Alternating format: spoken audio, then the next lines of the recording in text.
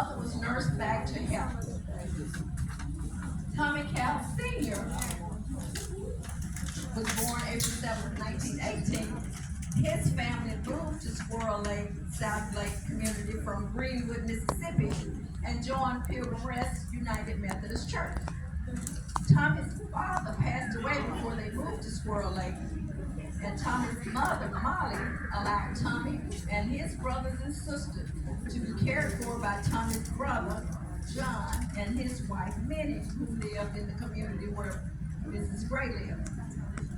They met and dated for 2 years, and on October 28, 1936, they were married and moved in the house with her parents.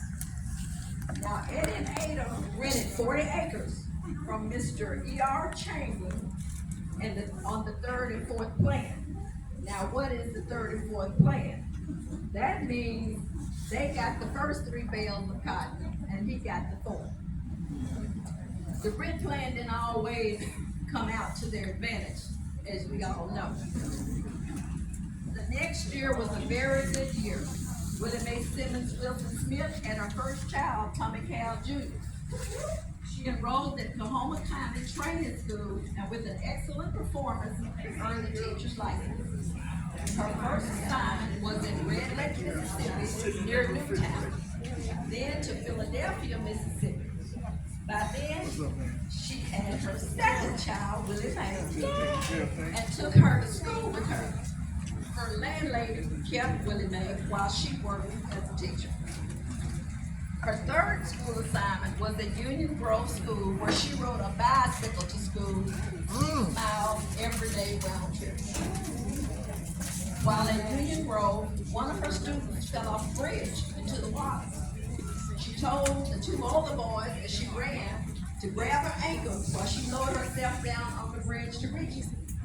She told the little boy, grab my ankle, grab my hand, grab my hand. And that's how she saved the little boy from drowning. Well, work and home became too much, so she went home where there was more than enough work to take care of her children. The Union Grove rescue was not her only heroic act.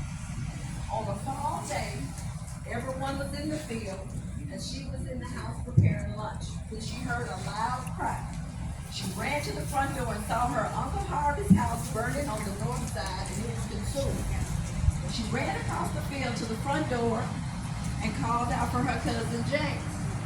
She kicked the front door open, and smoke ran out the door, up and out the door.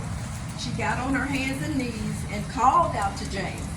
She could hear him crying, and she called out, James, James, come to me. And James did. As soon as they cleared the porch, the entire house caved in. James received burns on his head, but you wouldn't know it looking at him.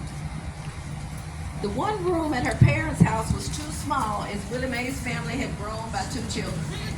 Mr. Tappan had a vacant house, so the Smiths, Tommy, Willie Mae, and the 2 children moved to the house that Mr. Chamberlain built across the road from her parents, and they were glad to still be close to her parents.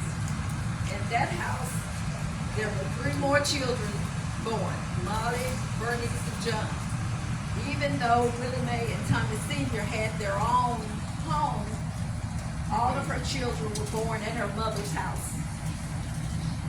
5 children, Tommy Cal Jr., Willie Mae, Molly, Bernice, and John.